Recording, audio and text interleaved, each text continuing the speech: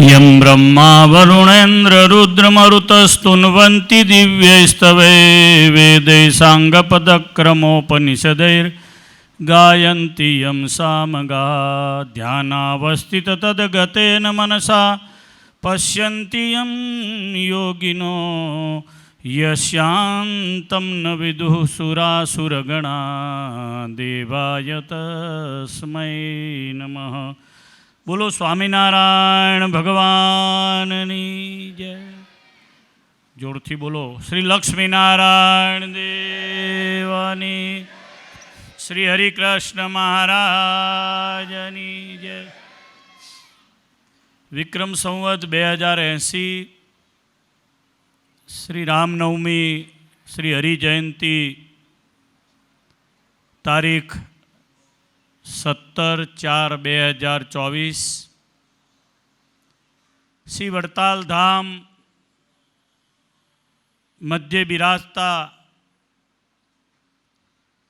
प्रगट पूर्ण पुरुषोत्तम श्री हरिकृष्ण महाराजनो आजे 243मो जन्म जयंती जन्मोत्सव અને એ નિમિત્તે સ્વામિનારાયણ ભગવાને સ્વયં પોતે જાતે બાંધેલો 7 દિવસનો ચૈત્ર સુદ નોમથી પૂર્ણિમાનો સમયો એના પ્રારંભે આજે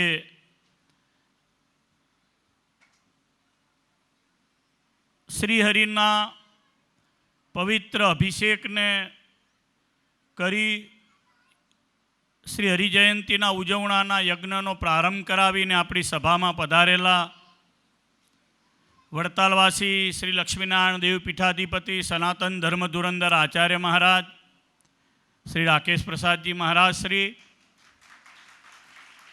શ્રીમદ ભાગવતજીની 7 દિવસ સુધી અહીંયાથી પવિત્ર કથા ગંગા વહેવાની છે। એ કલી મલહરણી કથાના વક્તા વ્યાસ સ્વરૂપ પૂજ્ય મારા સ્નેહી મિત્ર શાસ્ત્રીજી નારાયણ ચરણદાસજી સ્વામી આ સભામાં જે મુક્ત પુરુષોના નિમિત્તે શ્રીમદ ભાગવતજીની કથાનું આપણે આયોજન કર્યું છે। એ સંહિતા પાઠ જેઓ વાંચી રહ્યા છે એમની સ્મૃતિમાં, એમના પુણ્યાર્થે, એમના કલ્યાણાર્થે, એમની સ્મૃતિ અર્થે એવા સંહિતા પાઠી સૌ આદરણીય સંતો, વડતાલ મંદિરના મુખ્ય કોઠારી ડૉક્ટર સંત સ્વામીજી, સભામાં ઉપસ્થિત આદરણીય પૂજ્ય ધર્મજીવન સ્વામી, ભાઈ સ્વામી, અમારા ગુરુભાઈ પ્રેમ સ્વામી, સર્વે શ્રીજી મહારાજના લાડીલા સંતો, પરમ પૂજ્ય બ્રહ્મચારી પ્રભુતાનંદજી, ટ્રસ્ટી સભ્ય શ્રી પીપી સ્વામી વગેરે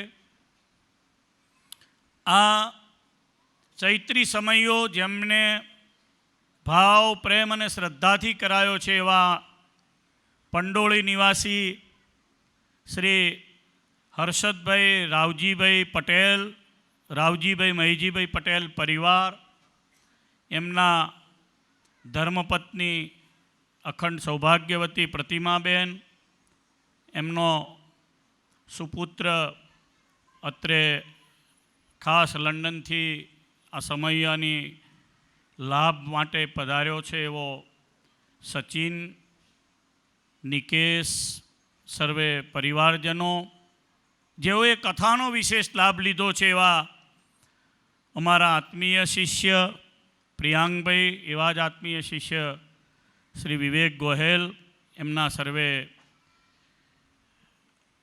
પરિવારજનો, સભામાં ઉપસ્થિત સત્સંગના આગેવાન હરિભક્તોમાં શ્રી અનિલભાઈ, આદરણીય વિદ્વત પુરુષ શ્રી ડૉક્ટર બળવંતભાઈ જાની સાહેબ, સોમેશ્વર શેઠ અને જેઓની સ્મૃતિમાં કથા પણ છે એક સહયજમાન તરીકે છે એવા શ્રી પરેશભાઈ દવે સાહેબ, આમંત્રિત સર્વે ભગવાનના લાડીલા ભક્તો, સમયનો લાભ લેવા પધારેલા સૌ ભાઈઓ બહેનો, આપણી સભામાં આદરણીય પૂજ્ય ગાદીવાળા પણ પધાર્યા છે, સાંખ્યોગી માતાઓ અને ધર્મપ્રેમી સજ્જનો, સૌને મારા રામનવમીના જય સ્વામિનારાયણ. આજે ભગવાન શ્રી રામનો જન્મદિવસ છે, સાથે સાથે સ્વામિનારાયણ ભગવાનનો પણ જન્મદિવસ છે. આજથી લાખો વર્ષ પહેલાં ત્રેતા યુગમાં ભગવાન મર્યાદા પુરુષોત્તમ શ્રી રામચંદ્ર શ્રી અયોધ્યાજીમાં સૌ જીવો ઉપર કૃપા કરી અને પૃથ્વી ઉપર જન્મ ધારણ કરી અને પ્રગટ થયા હતા. એ જ રીતે આજથી 243 વર્ષ પૂર્વે ભગવાન સ્વામિનારાયણ સહજાનંદ સ્વામી મહારાજ એ અયોધ્યા પાસેના છપૈયા ધામમાં પ્રગટ થયા હતા. અને બપોરે 12 વાગે રામચંદ્ર ભગવાનનો જન્મ હમણાં આપણા મંદિરમાં અન્નકોટની આરતી વખતે ભગવાન રામચંદ્રજીનો જન્મ થશે, આરતી થશે. સાંજે શ્રીજી મહારાજનો પ્રાગટ્યનો ઉત્સવ અહીંયા ઉજવાશે. ભગવાન સ્વામિનારાયણને વડતાલ અતિ વહાલું છે. ભગવાને વડતાલમાં 50થી વધારે સમૈયાઓ કર્યા છે. અનેક ઉત્સવોની આ લીલાભૂમિ છે. સ્વામિનારાયણ ભગવાનની આ રમણભૂમિ છે. સ્વામિનારાયણ ભગવાન અત્યારે આ પૃથ્વી ઉપર પંચભૂતના શરીરે આપણી વચ્ચે હયાત નથી, પરંતુ એ સ્વામિનારાયણ ભગવાન પોતે જાતે પ્રગટ, પોતે સ્થાપેલી પોતાના હાથે જો કોઈ આ વર્લ્ડમાં મૂર્તિ હોય તો એ શ્રી હરિકૃષ્ણ મહારાજ છે. હરિકૃષ્ણ મહારાજના સ્વરૂપમાં એમણે જાતે પોતે કહ્યું છે કે આ મૂર્તિઓમાં હું અખંડ રહ્યો છું. ભક્તોના આગ્રહથી, સંતોના આગ્રહથી પોતાની મૂર્તિ પોતાના હાથે એમણે વડતાલમાં પધરાવીને આજે યજમાનશ્રીઓ ભાગ્યશાળી છે. ખાસ કરીને હર્ષદ બાપા અને બધા અમારા પરેશ ભગતે એમને આગ્રહ કર્યો કે તમે ચૈત્રી સમૈયાના યજમાન થાઓ. અને આમ તો આ ચૈત્રી સમૈયાના મૂળ યજમાન એ બુરહાનપુરના શેઠ શ્રી સોમેશ્વરભાઈ રણછોડભાઈ શેઠ હતા. સોમેશ્વર શેઠને પછી છેલ્લે બોલાવીશ, મારા શ્રી પાસે આશીર્વાદ લેવા માટે પધારશે. પણ ટાઈમે સંસ્થાએ જાહેરાત કરી, શેઠ સુધી વાત નહીં પહોંચી હોય, અમુક ટકા રકમ ભરવાની વાત, અને શેઠને કોઈ કોમ્યુનિકેશન નહીં થયું હોય, અને અમારા પરેશ ભગતે તક ઝડપી અને હર્ષદભાઈને શ્રીજી મહારાજની ઈચ્છા હશે, આચાર્ય મહારાજના આશીર્વાદના, આવા સંતોના આશીર્વાદના કથા થવાની હશે, એટલે લાભ મળી ગયો. બહુ સુંદર મજાનો અભિષેક થયો. આચાર્ય મહારાજે બહુ હૃદયના ભાવથી આપણને અભિષેકના બહુ દિવ્ય દર્શન કરાવ્યા. એકવાર અભિષેકને આપણે હાથ ઊંચા કરી તાળીઓના નાદથી વધાવીએ. ભગવાનનો દિવ્ય અભિષેક જેણે જેણે પણ દર્શન કર્યા એ જીવના કાજ સરી ગયા. ભગવાનના પ્રસાદીનું એક જળનું ટીપું પણ કોઈના પેટમાં જાય છે તો એના બધા ત્રિવિધ તાપ નષ્ટ થઈ જાય છે. અહીંયા આવેલા બધા સત્સંગીઓ, ભાઈઓ, બહેનો પ્રસાદીનું જળ પ્રયત્નપૂર્વક મેળવી અને પોતાને ઘરે લઈ જાય. સ્વામિનારાયણ ભગવાને જે શાસ્ત્રને પ્રમાણિત કર્યું એ શાસ્ત્ર શ્રીમદ ભાગવત, એની અહીંયા દિવ્ય કથા થવા જઈ રહી છે. જાતે પોતે માં ભક્તિને, ધર્મદાદાને અંતકાળે પોતાના ધામનું સુખ આપવાના હતા, ત્યારે શ્રીમદ ભાગવત નીલકંઠ વર્ણી વેશ કરતાં પહેલાં શ્રી ઘનશ્યામ મહારાજે અંતકાળે ભગવાને માં ભક્તિને અને ધર્મદાદાને શ્રીમદ ભાગવતજીની આખી કથા સંભળાવી છે. સ્વામિનારાયણ ભગવાને એક પલાઠીએ અનેક વાર શ્રીમદ ભાગવતજીને સાંભળ્યું છે. સ્વામિનારાયણ ભગવાને જે ભાગવતજી સાંભળ્યા છે, ભાગવત ઓરિજિનલ પ્રસાદીના આ વડતાલની લાઇબ્રેરીમાં, વડતાલના અક્ષરભુવનમાં આજે પણ બિરાજમાન છે. કારણ કે ભગવાન સ્વધામ પધાર્યા એને તો હજુ હમણાં જ 200 વર્ષ ગાળો જાય છે, એટલો જ સમય થયો છે. એટલે અતિ પ્રિય ગ્રંથ ભગવાનને કોઈ હોય સહજાનંદ સ્વામી મહારાજને તો એ શ્રીમદ ભાગવત છે. અને ભાગવત એટલે ચમત્કાર. 12 સ્કંદ, 18,000 શ્લોક. સ્વામિનારાયણ ભગવાન જાતે પોતે સાંભળતા, એની અનેક કોપીઓ કરાવડાવી નંદસંતો પાસે. 12 સ્કંદમાં ભગવાનના જે અવતારો થઈ ગયા, મત્સ્યમ કુર્મમ વરાહમ કપિલમથ હરિમ, વ્યાસમુનિ સહિત બધા જ અવતારોનું એમાં વર્ણન છે. હજારો વર્ષ પહેલાં, એટલે કે કળિયુગની શરૂઆતમાં, દ્વાપરના એન્ડમાં શ્રીમદ ભાગવતજીનો આવિષ્કાર વેદવ્યાસજીએ કર્યો છે. વેદવ્યાસજી અત્યારે પણ આ પૃથ્વી ઉપર હાજર છે. સપ્તે તે ચીર જીવિનઃ, હનુમાનજી મહારાજ, નારદજી, કૃપાચાર્ય, વેદવ્યાસજી, બલિ, આ બધા જ આ પૃથ્વી ઉપર અત્યારે પણ અશ્વત્થામા વગેરે વિચરણ કરે છે. એ પૈકી વેદવ્યાસજીએ મહાન હિન્દુ ધર્મ, સનાતન પરંપરાને અક્ષુણ રાખવા માટે, આપણા સૌના કલ્યાણ માટે શ્રીમદ ભાગવતજીનો આપણને આવિષ્કાર આપ્યો છે. એમાં અનંત કલ્યાણકારી ચરિત્રો છે. કેટલાક તો આમ ટચ કરો અને જેમ સ્ક્રીન ઉપર તમને લોકેશન મળે છે, અત્યારે આવે છે કે ટચ કરો અને સ્થાન ઉપર પહોંચો, ગૂગલ મેપથી પહોંચવાનું છે. એના કરતાં પણ ફાસ્ટ કોઈ એકવાર એમ કે પીબત ભાગવતમ રસમાલયમ, કોઈ એવું કે જયતિ જયતિ ધન્યમ એમ કરી અને ગોપિકાનું ગીત કરે, કોઈ એવું કે વેણુ ગીત, કોઈ એવું કે અમે વેદ સ્તુતિ, કોઈ મુચકુંદની સ્તુતિને યાદ રાખે. આ બધા જ ભગવાનના દિવ્ય સ્તુતિના, વૃત્રાસુરની સ્તુતિ લો, ગજરાજની સ્તુતિ લો, યમલાર્જુનની સ્તુતિ લો, ગોપીઓની સ્તુતિ લો. શ્રીમદ ભાગવતજી એના પાને પાને રસમય છે અને પીવાનું છે. ભાગવતજી સ્વામિનારાયણ ભગવાનને અતિ ગમે છે. એટલે કહ્યું છે કે અમારા આશ્રિતોએ પ્રતિવર્ષ 10મો સ્કંદ એ ફરજિયાત વાંચવો. વાંચતા જેને ના આવડતો હોય, જે વાંચી શકે એવો હોય, એની પાસે સાંભળવો. અનુક્રમે 10મા સ્કંદને ભક્તિશાસ્ત્ર કહ્યું છે અને 5મ સ્કંદને સ્વામિનારાયણ ભગવાને યોગશાસ્ત્ર કહ્યું છે. ભગવાનને અતિ વહાલો આ ગ્રંથ, એની શ્રીમદ ભાગવતજીની દિવ્ય કથા ઘણા વર્ષો પછી આજે વડતાલના આપણા સભા મંડપમાં યોજાઈ રહી છે. હું માનીશ કે લગભગ મને લાગે છે કે પરમ પૂજ્ય સદગુરુ, અમે સૌ જેમના આશ્રમમાં ભણતા એવા જગતપ્રકાશ સ્વામીએ છેલ્લે અહીંયા કદાચ કથા વાંચી હોય, પછી મને યાદ નથી કે અહીંયા કોઈએ શ્રીમદ ભાગવતજીની કથા કરી હશે, મને સ્મૃતિમાં નથી આવતું.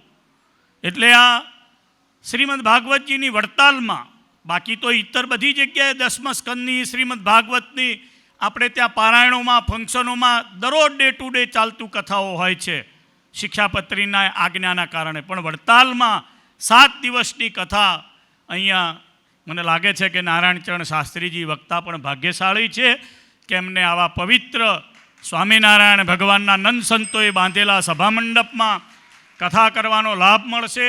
જે ચૈત્રી સમયનો લાભ લેવા માટે આવ્યા છે એ પણ બહુ ધન્ય છે.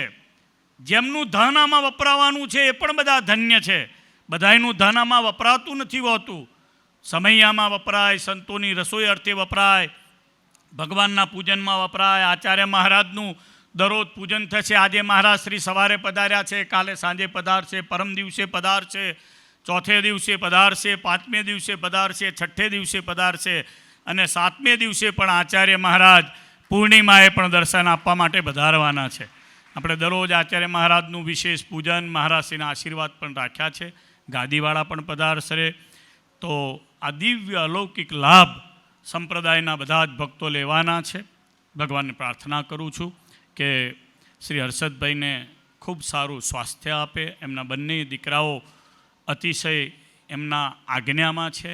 એમના જે ઘરેથી છે પ્રતિમાબેન, એમણે મહેનત કરી અને નોકરી કરી અને જોબ કરીને જે પૈસા એકત્રિત કર્યા હતા, એ પૈસા નોકરી કરેલા પૈસા એમણે વડતાલ મંદિરમાં અત્યારે જમા કર્યા છે અને આજે પણ જોબ જ કરી રહ્યા છે.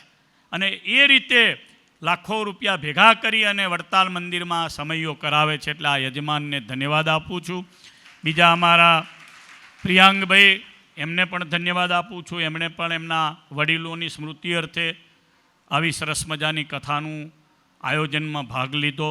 અમારા અક્ષર નિવાસી ધીરુભાઈ ગોહેલને યાદ કરું. છેલ્લા 2-3 દશકાઓ સુધી એમણે જૂનાગઢ મંદિરની સેવા કરી, નિષ્ઠાવાન હતા. રાધારમણ દેવના વહીવટીય કમિટીમાં રહી અને ખૂબ સંતો, ભક્તો અને આચાર્ય મહારાજનો પ્રેમ જીત્યો. અને ખાસ કરીને અમારા શિષ્ય વિવેક ગોહિલ અને એમના મોટા ભાઈ doctor Tushar Gohil, Phoenix Arizona USA, એને પણ યાદ કરું. બધો જ પરિવાર અહીંયા આવ્યો છે, અલ્પેશ ટાંક વગેરે, એટલે બધો જ એમના ભાઈઓને પણ યાદ કરું. અને ડૉક્ટર પરેશભાઈ સાહેબ, દવે સાહેબ, એમણે પણ એમના જુવાન જોત દીકરો હમણાં જ થોડા સમય પહેલાં જ વડતાલ એમના દીકરાને સાકર તુલા કરવા લઈ આવ્યા હતા મહારાજશ્રી. એમનો દીકરો છે રવિ, ડૉક્ટર, બહુ એનર્જેટિક, અને આપણે જોઈએ તો એકદમ યંગ, 25-26 વર્ષની ઉંમર હશે કદાચ, એનાથી વિશેષ નહીં હોય. એટલો બધો ઉમંગથી એનો નાનો દીકરો છે પરમ, પૌત્ર ડૉક્ટર સાહેબનો, એને લઈને દોડતો મારી પાસે આવ્યો. મને કે આને આશીર્વાદ આપો અને કંઠી પહેરાવી છે અને આપણે હરિકૃષ્ણ મહારાજ આગળ સાકરથી જોખાવો છે. અને સાકરથી એને જોખાયો. અમારો દીપક, અમારો રબારી, એ બધા ભાઈઓ, બધા અક્ષયને બધા લઈને આવ્યા હતા સાહેબને. સાહેબે ફર્સ્ટ સચિવાલયમાં બહુ મોટી પોસ્ટ ઉપર જોબ કરેલી છે.